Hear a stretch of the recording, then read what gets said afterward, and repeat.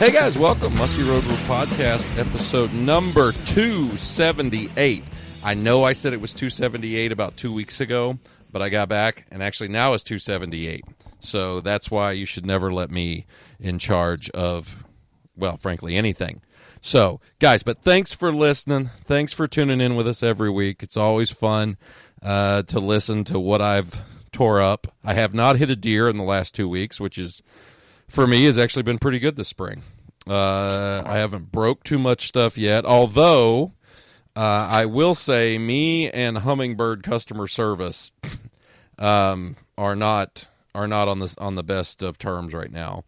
As I've talked about last week, I had my Humminbird Helix 12 now has been sent back to me 3 times, and the transducer is still not fixed, which I really love.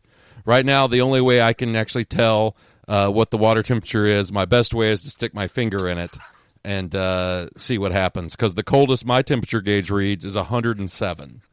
That's the coldest water that I've found in the last 3 weeks, so I'm thinking it's a little wrong. So if anybody listens to this, has anything with customer service from Humminbird, please punch them in the face. I would really like that right now, because yeah, they're not doing too good. But yet, I'm done bitching. That's my little bitch for the one time tonight, well, or for the first one at least. And but guys, thanks for listening. Muskie Road Rules Podcast.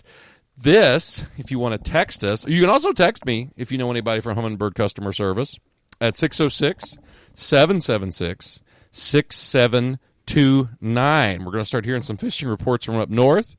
The Southern Wisconsin opener is actually coming in, I think, this weekend. Am I right, guys? Yep. Southern Wisconsin opener coming in this weekend, so I want to hear some fishing reports. Send me some pictures, preferably of fish, because some of you guys send me pictures that I don't need to see. But yeah, send us some. It's the Lungen Lures text line, guys. Lungen Lures. Make sure the 22 short, 22 long, 22 SS. Also, all the great products that they make in their spinners, whether it be a DC9, DC10, or the Nutbuster spinnerbait. Also got the Alley Cat series of lures, and the Big 50 Cal. They make a ton of stuff. Check them out at lungenlures.com. And again, shoot us a text, 606-776-6729. Guys, tonight, we got a special podcast here for you. We had the PMTT on Cave Run last weekend, and I did absolutely horrible, which I'm very proud of myself for that one. I don't know what I can blame it on, but I'm sure I can blame it on something. I can't blame it on Tony this time, which that was always my good scapegoat in the past. But we've got some good fishermen on here tonight. We've got the top 1 and 2 teams from the tournament. We've got the winners, which is Nate Osfar and Brian Krelle. And we got the second place, one of the second place team on here, Jason Summers. Guys, how you doing? Good. Good. Very good. Do any of you know any Humminbird customer service people? I don't. I just try to buy the right unit the first time. Oh, I buy everything and nothing works. Right now, here's what I've went through so far. My Humminbird, the side scan, the right side side scan went out, and my temperature gauge went out. Well, the right side scan, I bought a new transducer, right? I was thinking, okay, one of the crystals in the transducer got busted. So, which, you know, up in Canada or down here in the wood or anywhere, it gets hit. And, you know, I've done that plenty of times before. So I buy a new transducer, which are not cheap, and put it on. No change. Absolutely no change. The only change is that the new transducer I bought, the temperature gauge doesn't work on it. There's no temperature. So after sending it in, I tried different units on there. I did all that.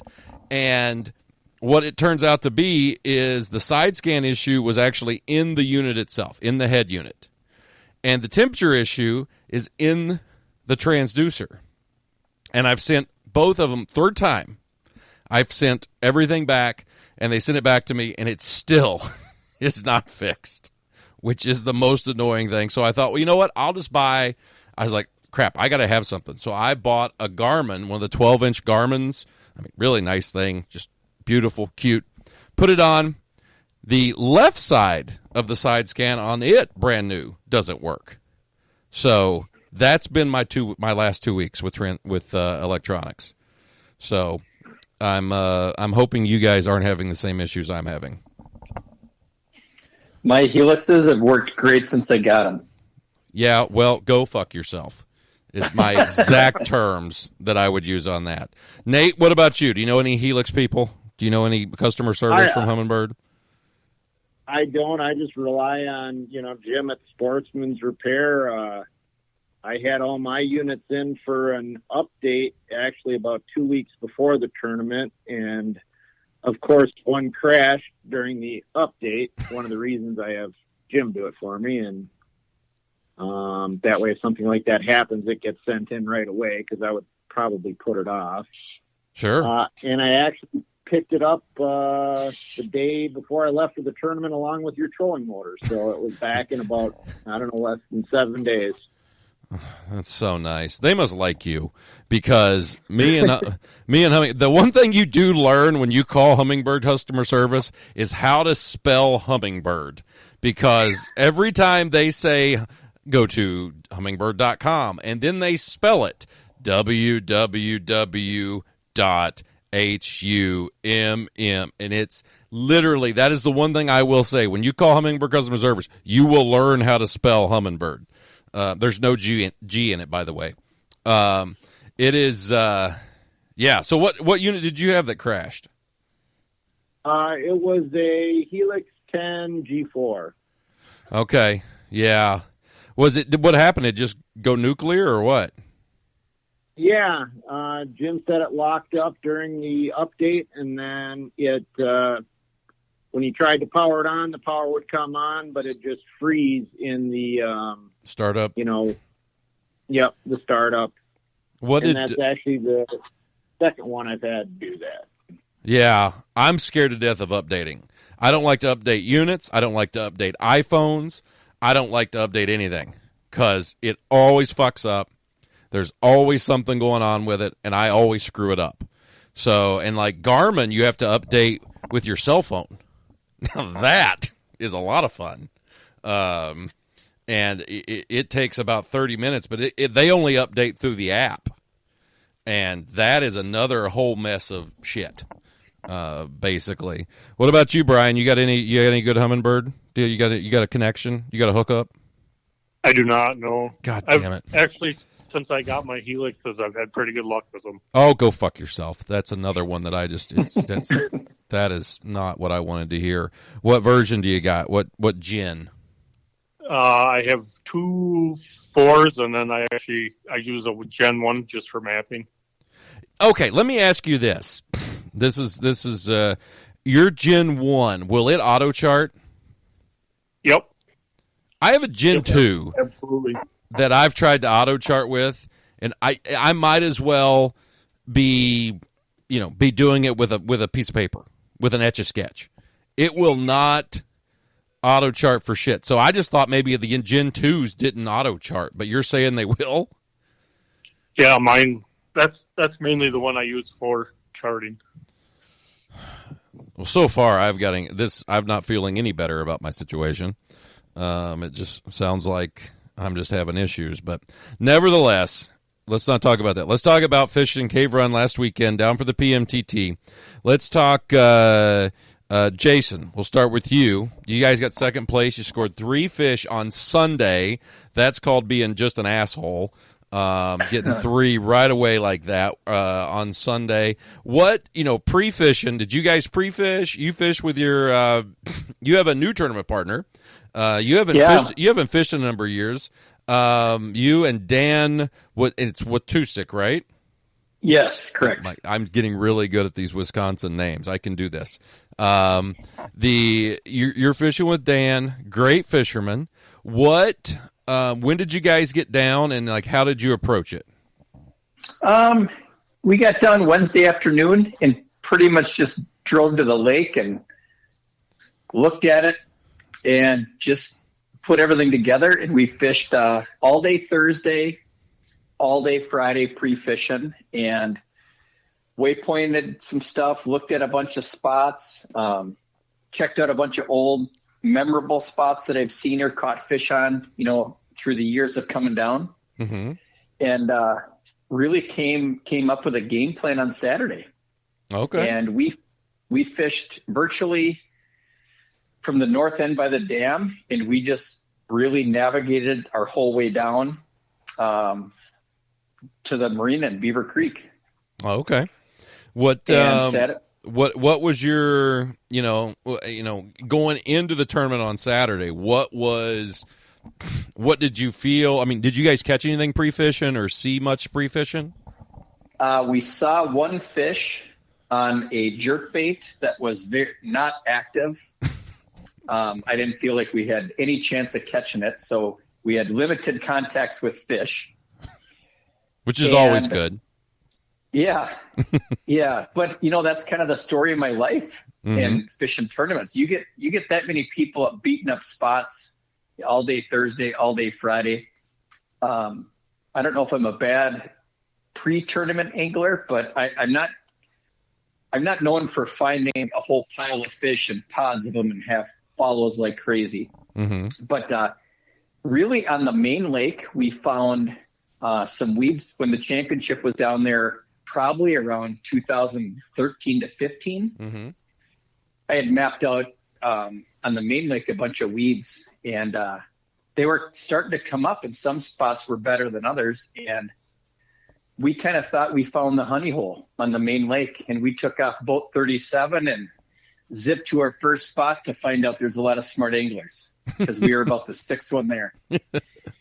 Next. And I thought, man, nowadays with live scope and side imaging, it makes it easier to find some of that stuff. Yeah. So we kind of got in line, and spot 2 was very similar. And then as the day progressed, by 10 o'clock, I felt like there was way more open water, and we kind of doubled back and could fish the spots how we wanted. Mm-hmm. And Saturday we saw one fish, but felt good and fished well. Mm-hmm. Which I guess sounds a little awkward to finish the day with one follow and 0 bites. I still felt good about it. Mm-hmm. And our game plan on Sunday was just to kind of go over the same water. We skipped the popular weed spots that we thought were secret, and just fished what we felt were good spots, and just were fortunate enough to get 3 bites and capitalize on all of them. Yeah. Yeah, well, I get it. Now, Nate and Brian, you guys ended up winning. You guys got 1 fish on Saturday and a couple of fish on Sunday. And, for you guys, let's talk about pre-fishing. I think, Nate, you said you guys had a pretty rough pre-fishing. Yeah, it was probably, aside from the high water year in 2015, I think it was the least fish contacts I've ever had on Cave Run in 2.5 days, or whatever we got to fish. It was pretty bad. Mm-hmm. As Jason said, the weeds looked awesome. We did fish them, and there was bait there was shad there, but hey, I think if this was a tournament of how many people could get a shad to fuck their bait, I would have been in the running, because I had some very, very horny shad coming after my stuff. Multiple. A lot of it, I guarantee it was not consensual. It was pretty wild how much bait was up in the weeds. Oh, for sure. We saw, almost every spot we fished looked good, and I had confidence in, but it just didn't seem like the fish were that active.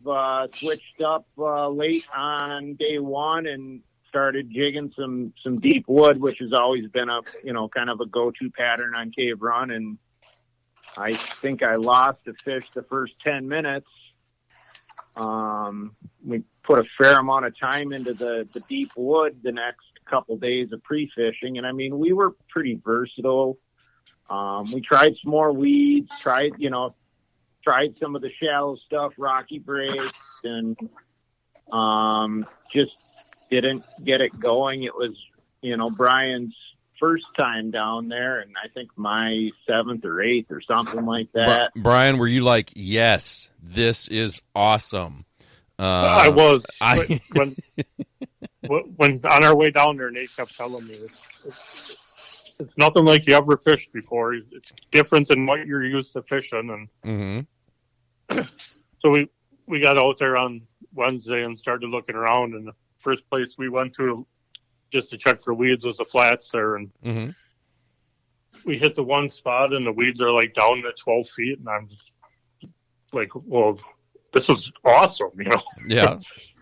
This is going to be great. I mean, there's bait all over it, and it just it needed muskies. Yeah, right. And we just kept saying, well, there's got to be fish here. There's, bait. There's good weeds.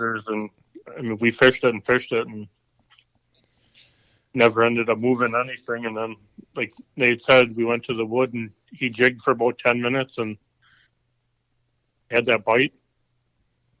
And then you thought, we're on them. Yeah, exactly. Eureka, here we go.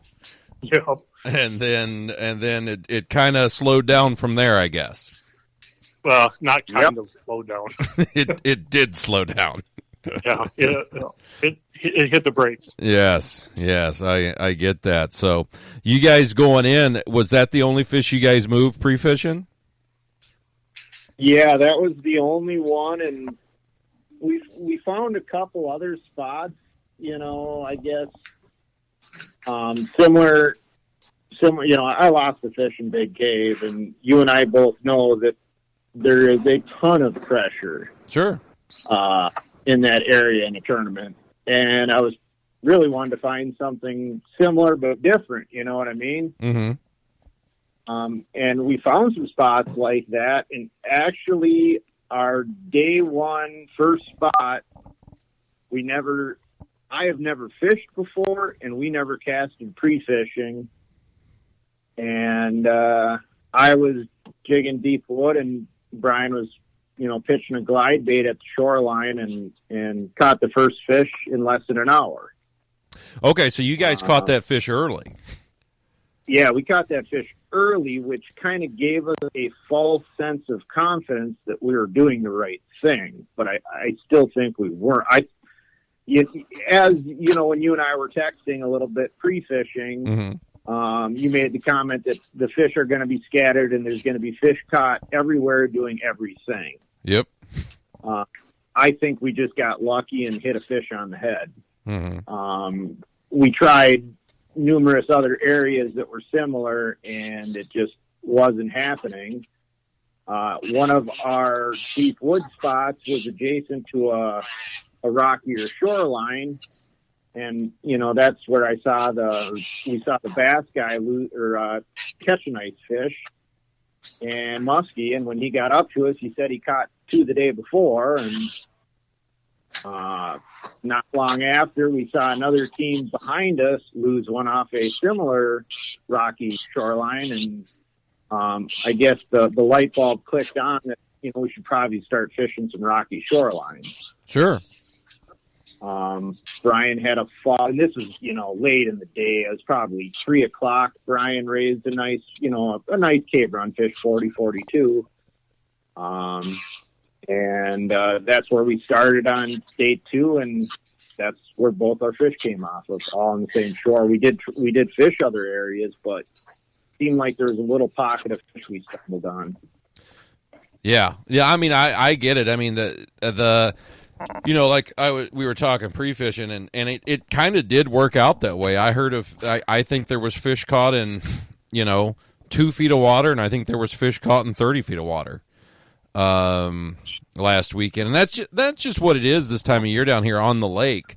The river areas are different, but on the lake we have a lot of fish that are post spawn, and they go later. Most of them. Did the fish you guys caught, did they look like they had scars on them, or were they clean? If I remember correctly, no, for sure one had scars. Brian, you? Yeah, I think one of them did, and the other one was pretty clean. Yeah. What about you, Jason? Ours seemed all pretty clean. They didn't seem really beat up at all. Yeah. That's the thing is, I mean, like, I know Gus Manty, he caught one that was like right around 40, just under 40. And that fish was, in the picture was just fat as hell. Like it was, and pretty clean, like it hadn't dropped eggs. And then there's some that were beat up. I seen some scars on them. We actually caught a couple fish today. Both of them were, beat up. And, not like, it seems like in the river areas, the fish really get beat up. And then in northern Wisconsin and even in Minnesota, I've seen it too, where they're like, you can tell something went down. I mean, they're bloody. The fins are cut. Nothing was consensual about anything that happened. It's just, and we just don't see that down here quite as bad, as you do in, again, like I said, in the river section, and then like up in the northern waters. It seems like when they're done with spawn, some of these fish are super beat up, and a lot of these lake areas here are not. You just don't see that as much. But with you guys, Nate, Brian, did you guys have many follows once you got onto that shoreline, or was it just like they were going to eat? Yeah, they were eating. Okay. Was there for you guys winning it, was there any particular, you said on Saturday you caught one on a glide bait. Sunday, was there another glide bait, or was there other baits that were working, or what? Well, Nate? Go ahead, Nate. We left that shoreline to run to another similar shoreline that we thought might be a little bit cleaner water, less people around.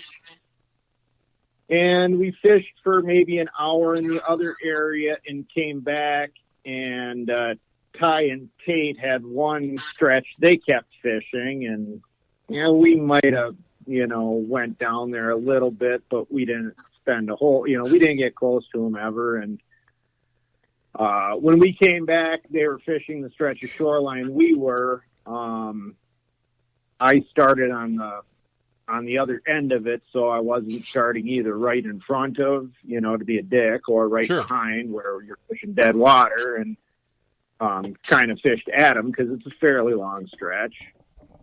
And as we were getting up close to them, I noticed an extended figure eight going on in the boat, and kind of figured they probably moved a fish there. And I went wide around and let them fish through, and then they ended up taking off. So I turned the boat around to come back where I assumed they, had moved a fish. I mean, I'm going to use any information I get in a tournament. Sure. I try to be a nice guy, but I figured Brian and I just fished through there. He was throwing a glide bait. I was throwing a grandma, a baby shallow raider or something. And the bass guy we had talked to the day before looked like he was pitching a brush jig. Mm-hmm. I had stopped at Crashes, and I picked up a large musky brush jig and from Matt there, and put a shad tail on it. And I have never casted, nor I haven't caught a fish, let alone even casted something like that, especially in a tournament. But I figured, I got nothing to lose here. I'm going on like 3 days without a bite. Mm-hmm. I put the jig on, and I probably made 5 casts, and I'm pretty sure I caught the fish that they had follow. I was just kind of hopping it down the break real slow. So I guess I learned a little something new. And when I put the jig on, I made the comment to Brian, if I catch a fish on this, I'm going to be a hero. And he said, if you don't, you're going to be a zero. And I guess there's a lot of truth in that statement, but it worked out to our advantage. And then probably not even 5 minutes later, 10 minutes maybe, it was 10 minutes or less, Brian had the other one eat his glide bait right at the boat and got that one, and that was all our action. No shit. Well, that's all right, though. I mean, hell, that always works. Now, were you using one of like one of the big Ike jigs? Is that what you used? Yep. Okay. How did that thing hook up? Because that hook is massive. I trimmed the brush guard back a little bit, and I was ready for it. You know, I guess I kind of felt like it should get bit. So, I mean, I was anticipating getting the bite, so I was ready, and I really got a good hook set on it. Yeah. And it held on through one jump. You know, it jumped kind of close to the boat and then ended up in the net. So the hook made it that far, which is all that matters, I guess. Yeah, because I fish a lot of jigs down here. I flip a lot. I spent actually all day Tuesday before the tournament flipping and lost a fish. But I was actually flipping just a 1 ounce bass jig with a trailer, and had a fish hit it, but the fish hit it as I was reeling it back to the boat like a bucktail. Basically, the way I pitch is I use a spinning rod and just pitch and hop it. You know, usually if it's depending on how big the piece of structure I'm fishing and stuff, I'll just hop it through it, whether it's 5 feet or 10 feet or 15 feet, and then I just reel it back to the boat, and it hit it on the reel back to the boat, so it didn't even really hit it like a traditional jig. But I really like flipping jigs. I do that a lot in the spring down here. I've got fish up to 48 on bass jigs on light tackle, and it's a lot of fun to catch them. And those Ike jigs, I fished them some, but that hook is so big. I was always nervous about getting the hook through a fish's mouth because that's a real girthy hook, and you really got to be on it to get a good hook set. With that, I haven't caught one on it yet, but I'm playing around with it. I've been playing with them all spring. But no, I mean, stuff like that. The bass guys down here that always seems to get on fish, always seems to get them to go. Jason, what was your guys' pattern? What did you guys, you got those 3 bites and you stuck the 3 fish on Sunday. Was there a particular bait or something you were doing to get those fish to go? No, I mean, we kind of formulated a plan. But, we went wood, deep timber, bank, and just alternated that type of thing through Saturday. And Sunday, there's a timber rocky bank that was pretty busy with a bunch of anglers on Saturday. I think we fished it for a little bit, but we were like one of 6 boats in there. And Sunday morning, as we're ripping by, no one was there. Mm-hmm. And I'm like, oh, well, let's check that out. Mm-hmm. And I mean, it was 15 minutes, and Dan caught one right off a bank. And it was like, well, we can kind of scratch off the weeds, and we can kind of scratch off the deep timber at this point because we just got a bite on the bank. Mm-hmm. And it was like, well, let's check out another bank that's similar to this. My eyesight in Kentucky is good, but I haven't fished it enough to recognize what makes a good bank or a bad bank. Mm-hmm. And a lot of it to me just looks the same. And even to me, there's no spot on the spot. I haven't fished down there enough to recognize that. So, some of the local guys, I feel like pull in, they might fish a 50-yard stretch where I might fish 300 yards. Sure. And we ran to the second bank, and maybe an hour into that, we caught the second fish, and then it was like, all right, well, now we're just going to fish banks the rest of Sunday. And we just zipped around and fished as many spots that I felt were the same. And we tried to get through them moderately fast just before other anglers started showing up. Sure. And then as it opened up and we went back through the second time, we just kind of slowed down and we caught a fish, I would say 300 yards from where we caught another one. Mm-hmm. No, I agree. Now, as far as baits go, we're using soft plastic, glide baits, crank baits. What was there a choice of bait that was working, or do you think it was more the structure? I think the structure, but you got to also, make a good cast and work it properly. And, Dan caught the first fish, and then we moved to the second spot, and he said, I'm feeling this other bait. I'm feeling this jerk bait. And I'm like, it takes a brave man to take a lure off 20 minutes after he caught one in unfamiliar waters. Mm-hmm. And he said, you put it on, which I kind of was curious if he was giving me some pity. But I said, why don't you? Here you go, son. Yeah. Thanks, Dad. Hey, Dan, we're not on a guide trip. This isn't about making the handicap guy myself catch one. Mm-hmm. And I'm like, just keep it on. And he's like, I am really feeling this. And I said, all right, if you're feeling it, go for it. But I will put your bait on. And then spot 2, he caught one on a jerk bait. And I would say within a half hour, I'm like, so now what are you feeling? Because you got some good feelings here this morning. Mm-hmm. And really, we kept those 2 baits on the rest of the time. And then eventually the guy in the room that you'd least expect to catch a fish on a bulldog, probably me, ended up catching his fish on a bulldog. So nice. Well, that's cool. I mean, it definitely sounds like now you're all both. This is a question for all you guys. As far as like baits go, was there any particular way of working them? With it being such a tough bite, were you slowing down or working them real aggressive? Because I remember some of the guys when they were up there talking, they were saying, "Oh, we were, working the shit out of it."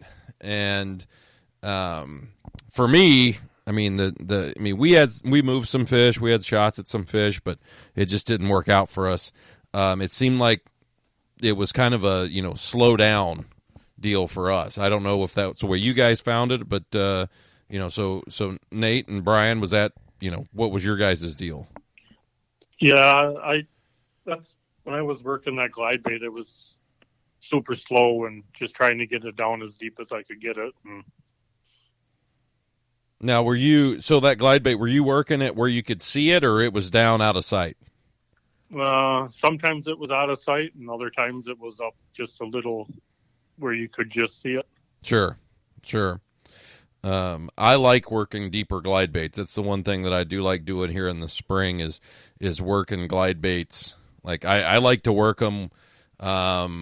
A lot of times if I'm in deep enough water, or even if I'm only in like 4 or 5 feet of water, I mean, I'll work them near the bottom in that, really, and just kind of, they've got to be a glide bait though that's pretty, for me, they've got to be one that's pretty, is gliding. I guess is the way to do it. You got to have confidence that it's actually going side to side. So something that's going to have weight to it, but you can still kind of work with the reel a little bit and know that it's actually moving down there side to side instead of just coming in straight. It's something that I've seen. And Nate, with that jig, you said you were working it slow down the break?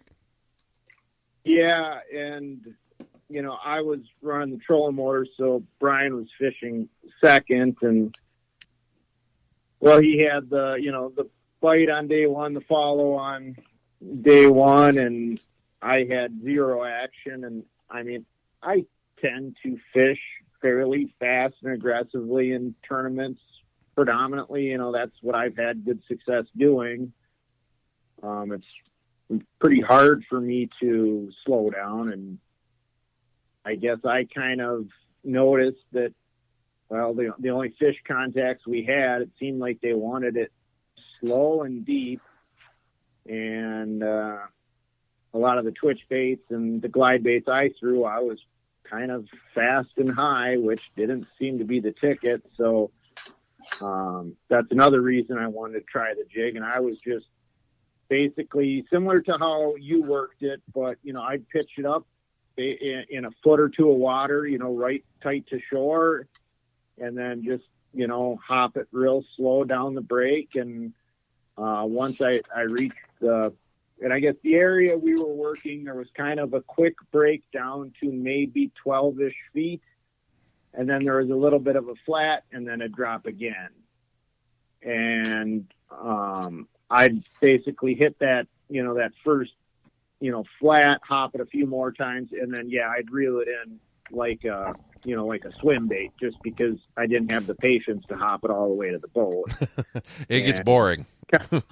Yeah.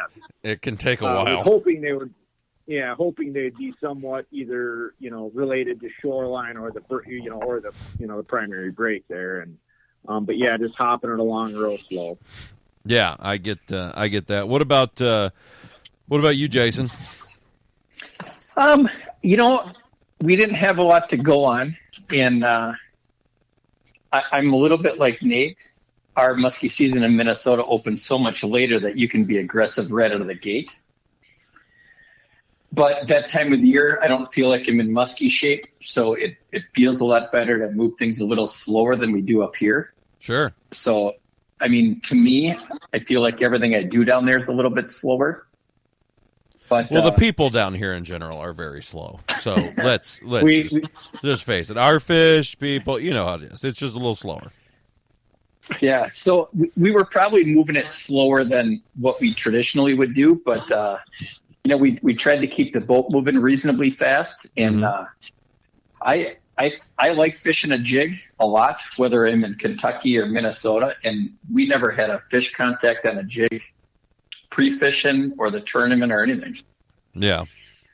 So maybe we're in the in-between stages. I don't feel like we were working it aggressive as a lot of those people in the top 10 spoke about. But I don't know that I was as slow as Nate and Brian. Sure. Well, no, you're talking about the jig fishing. I've done it a lot, and especially this time of year here. For me, it's always better when it's flooded. I love fishing a jig when we have flooded water. But fishing the standard pool is, it can be good, don't get me wrong, but when it's flooded, it seems like the jigs definitely are a little bit better, because it's one of the few baits that you can really get back up in the shit.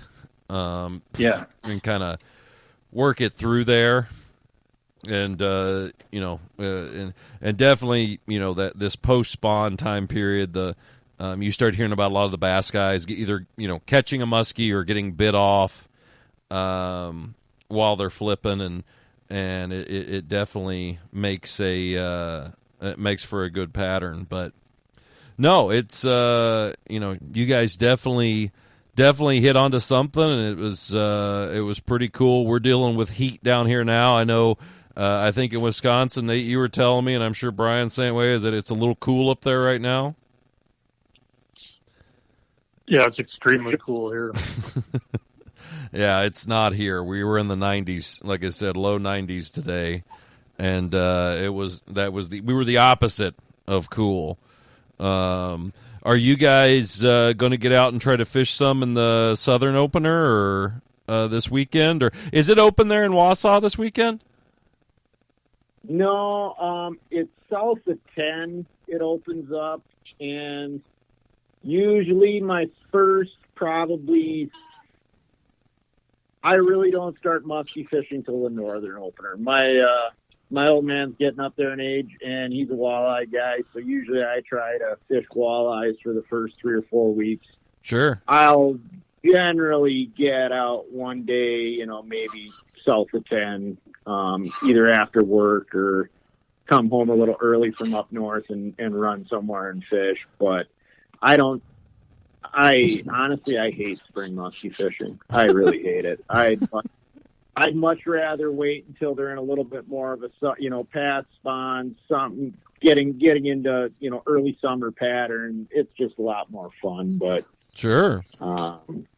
you know. So a lot of walleyes for the first few weeks, and then I'll put the walleye rods away, and then it's nothing but muskie till freeze up.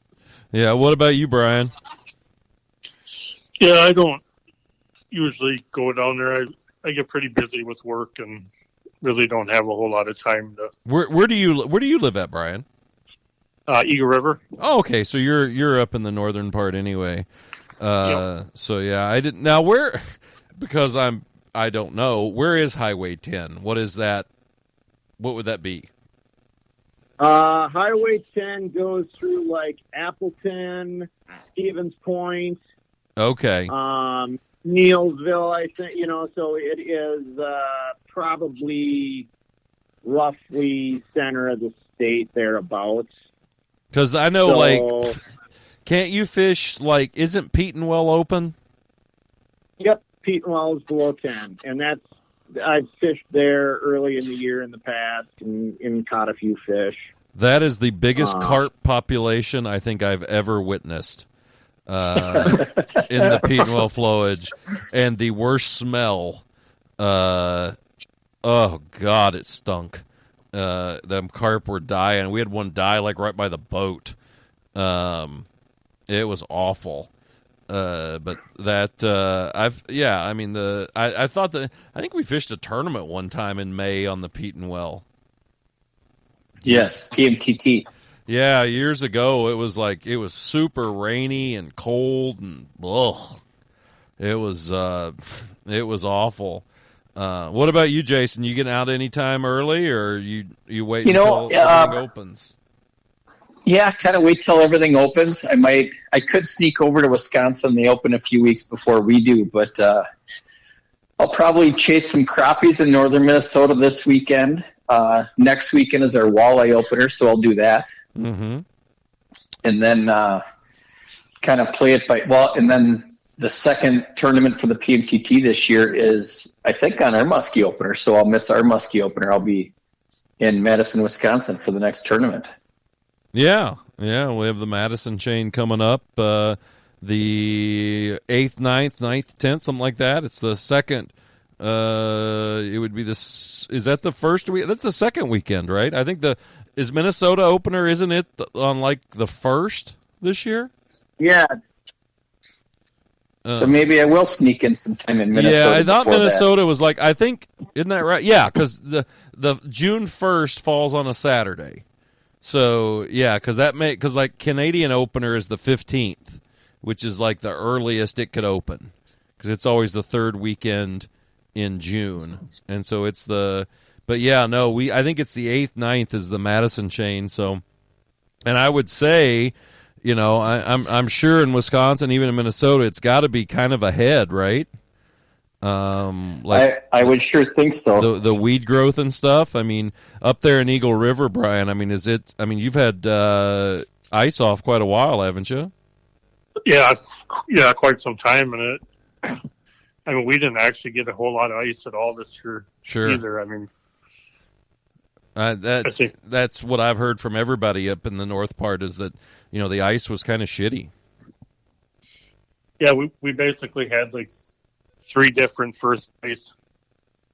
Yeah, that was what I heard, and I think Dan, your partner Jason, said that it was like March 15th or something, ice came off in his area. I think it was the earliest he's ever seen it. And that's, I'm sure the weed growth and stuff, especially there in Madison, the weed growth is probably going to be well far ahead, and should be a good tournament. And I hope it's cloudy and rainy on Saturday and Sunday, because it is going to be a madhouse if it's nice on those bodies of water. But nothing was like Okoboji. The one Saturday out there, I ain't never seen traffic like that before. That was one of the craziest boat traffic I'd ever been in. I think you guys were out there, weren't you, Nate? We pulled at about 9:00 and went to Spirit. Well, and you were missing the good stuff. Yeah, we saw what was happening, and I think that might have been shortly after Tim's first update when there was like 37 fish caught. And, you know, it sure didn't seem like there had been 3 fish caught on Okoboji. So we figured we better make our move. Yeah, that was nuts. It was fucking nuts out there. But well, you could be in for some boat traffic here.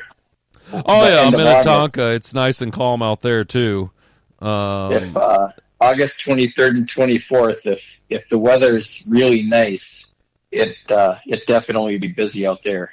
Oh, I'm sure it'll be just horrendous if it's nice weather. But well, guys, let's wrap this up. Brian, Nate, anybody you want to thank or any sponsors you want to mention?